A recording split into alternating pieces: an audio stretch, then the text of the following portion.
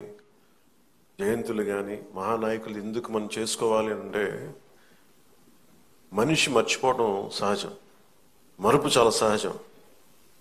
ఎవరైతే మనకు అన్నం పెట్టారో, ఎవరైతే మనకు నిలబడ్డారో, ఎవరైతే మన కోసం పనిచేశారో తల్లిదండ్రులు కూడా మర్చిపోతాం మనం. హ్యూమన్ మెమరీ అంత, హ్యూమన్ సైకాలజీ అలాంటిది. కంటిన్యూటీ ఆఫ్ మెమరీ చాలా అవసరం.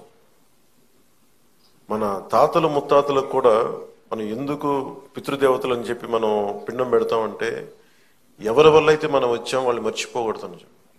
అలాంటిది ఇన్ని కోట్లాది మందికి ఈ రోజున నాలాంటి వాడు కూడా రాష్ట్రానికి ఈ స్థాయిలో మీరందరూ పెట్టగలిగారంటే దానికి ఉనికినిచ్చిన వాడు.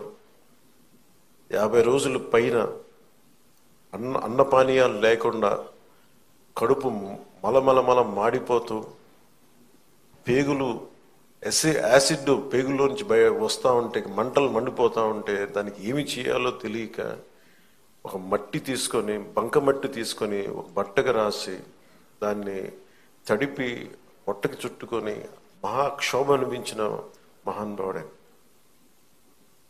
భార్య చనిపోయింది, కొడుకు చనిపోయాడు, కేవలం సమాజం కోసం